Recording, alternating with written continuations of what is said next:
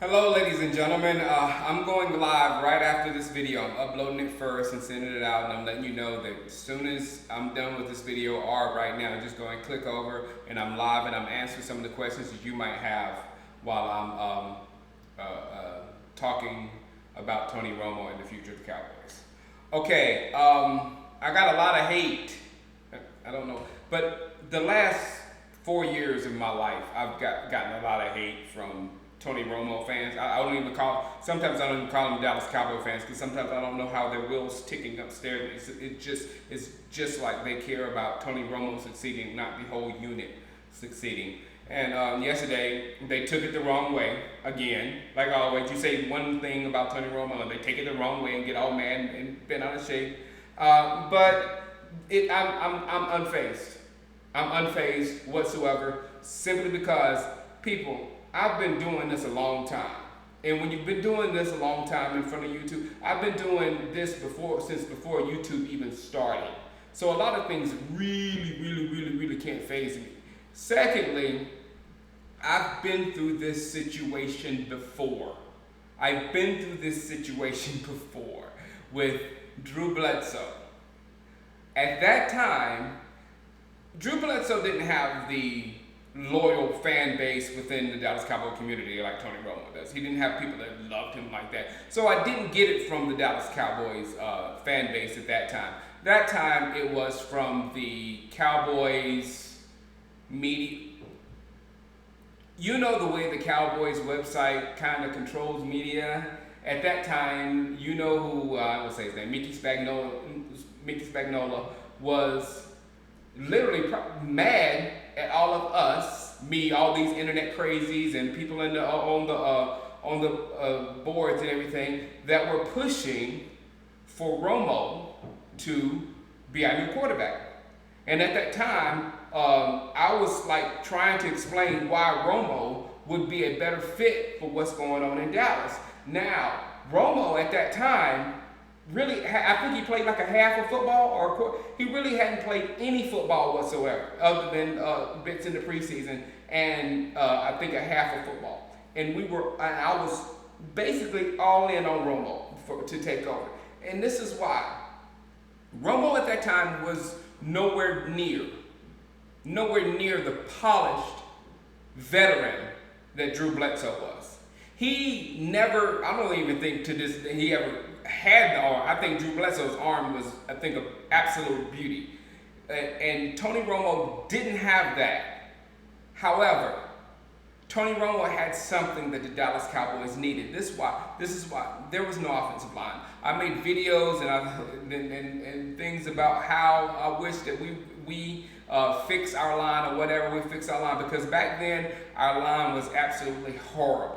And while our line was horrible, as soon as Drew Bledsoe went back to pass, he had 1,000, 2 1,000, 3 1,000, and he had to get rid of that ball because there was no other options on that play to happen. He wasn't going to take off running. He wasn't going to evade a tackle. He wasn't going to do anything in that pocket but take that hit. So Drew Bledsoe was limiting our offense just by the way of his body, him aging, and him not being able to move as efficiently, and him being a sitting duck in the pocket. Even though Tony Romo was not better than him at the time, us using Tony Romo allowed Romo to buy time, his specialty, buying time. And he was buying time so receivers would get open, and all of a sudden, boom, it took off. Now we took a lot of heat. The people that was pulling for Romo, I was doing this at the time. I wasn't at YouTube yet because YouTube hadn't really started, but I was doing it on forums and things. And I had over my shoulder a Romo watch. It was a wonderful time. And every week I would say week 1 and I pull it down. Week 2, I'd pull it down. All right, week 3, I pull it down. And then all of a sudden, we got to where we got our guy. And I was ahead of that movement because I thought that was the best for the Dallas Cowboys, the entire organization. Fast forward to now. You know, I've been pretty negative for a long time. I've been catching HE double hockey sticks for being very negative for a long time, and it's simply because I didn't see it. I didn't see what was going on. I don't get too involved in the insider stuff that's going on in Valley Ranch, but I didn't see what was actually going on with the organization. And I didn't believe in it. I didn't think they were making all the right moves, and it made me extremely skeptical of everything. Now, something happened in 2014. And it wasn't, now this is where I differ with a lot of you. A lot of you think that in 2014, Tony Romo clicked and he got it and became the most efficient quarterback and should have been MVP and all that kind of stuff. And he could have really been MVP. I'm not doubting that at all. And he did have an amazing season. But in my estimation, this is my personal estimation, it ain't got nothing to do with you. This is my personal thoughts on what happened. I saw it coming together. I saw that Jason Garrett process that I was ridiculing and all of us was ridiculing. I saw the process coming together. I saw a process that made DeMarco Murray better than he was. It made Dez Bryant even better than he was. And actually also made Tony Romo better than he actually was. Because at that time, with that our most powerful running game in history that year, it allowed Tony Romo to be the bus driver and drive the bus through the playoffs.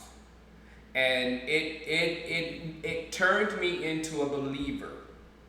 Really did. Now, last year, what made me mad is because it was the running game. I didn't believe that we could put anybody behind that line and have all the success that we want. We could put anybody behind that line and have success, but we can't put anybody behind that line and have success that I want to have.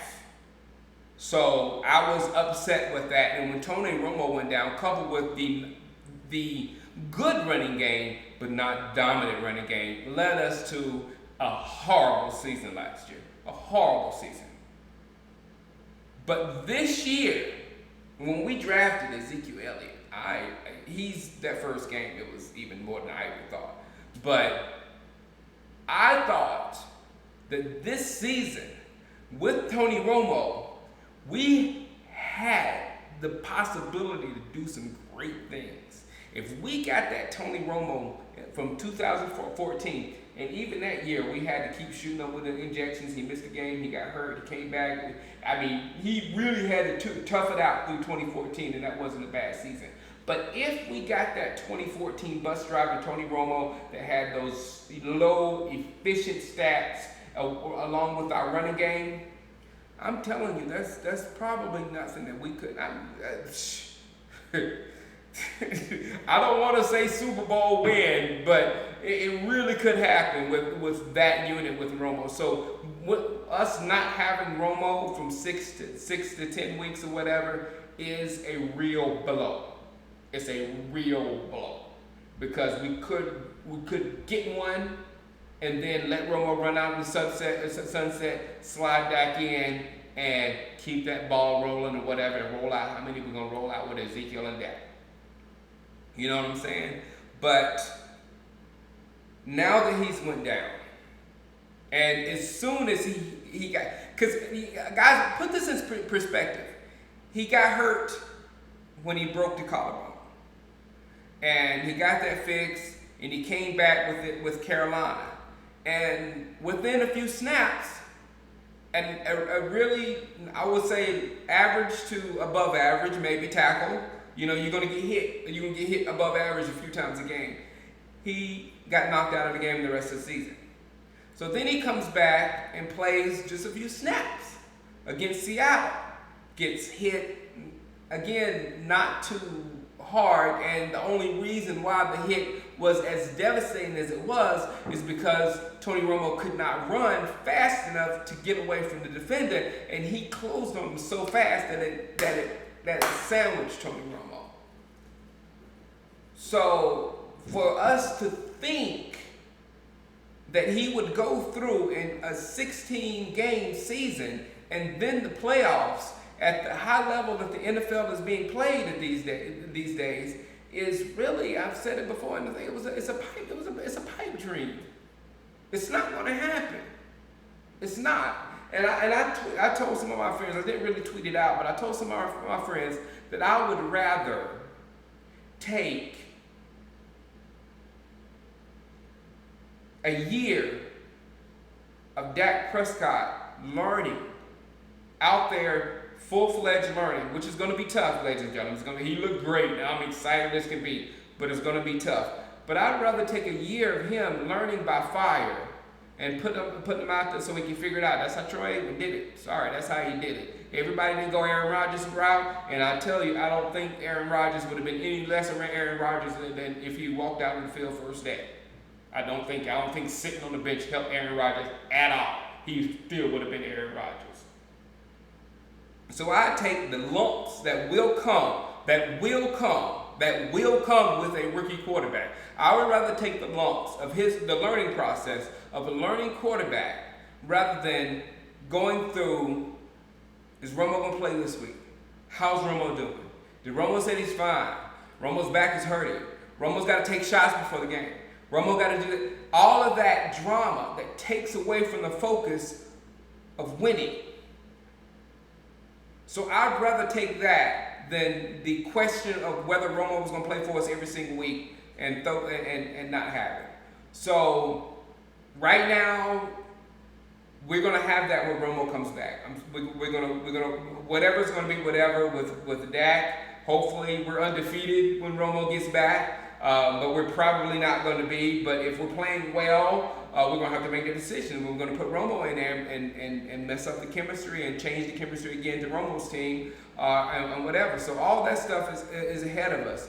But the only thing that we're going to get out of this thing that's good is Dak Prescott is going to get some learning by fire experience. He's going to get it. And we can use this year, learn by fire, let him figure it out. Wherever it ends up, and then come back next year, fill up the defense with free agents, hopefully because they'll want to come and play with Ezekiel and all that kind of stuff, because that's hyped. It's very hyped in Dallas right now. And then go through the draft and use all our draft picks on defense. I mean, we don't need nothing but a receiver. We need another person on the other side of Dez, and that's all we need. And everything else is, I mean, seriously, that's all we need. And maybe a tight end. Jason Witten. It even looks like Jason Witten is energized right now. So I'm getting ready to talk online. Come on by Shango Live or YouTube, the Dallas Cowboys Show. And I am extremely excited with the product that we're going to put on the field. I haven't been this excited in a long time. The change excites me. Even though yesterday, before Tony Romo's injury, privately, I was thinking possibly Super Bowl. Now I'm thinking just seeing what's going to happen and is this guy going to be the future. And let me tell you how, I was telling my boys, and I'm going to go online right after this, and I'm going to upload this video. This had to be some kind of, if this works out, it had to be some kind of divine intervention. It had to be. Just think about it.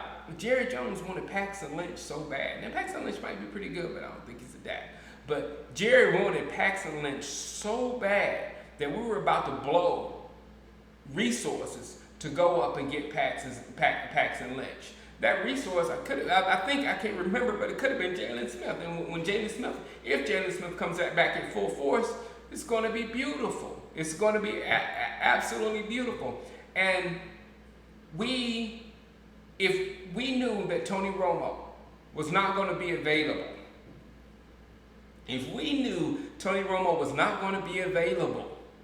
for 6 to 10 weeks this season, we would have given those two teams at 1 and 2 anything they wanted for Carson Wentz or Jared Goff. we would have sold the future of our franchise for Jared Goff or Carson Wentz.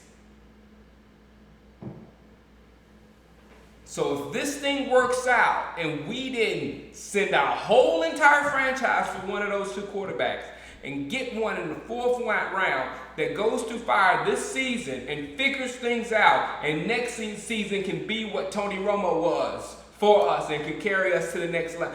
If that works out, this was some kind of incredible divine intervention that I've never seen before in my life. And I'm excited to see it work, and I really hope it works. I really hope it works. So this season, we're going to ride through this thing, and it's going to be some rookie quarterback. It's going to be some low points. It's going to be some low points. But the excitement I'm ready for, watching Ezekiel Elliott, I'm ready for. I can't wait to talk to you about the physical nature of that kid. Really impressive, along with the blocking.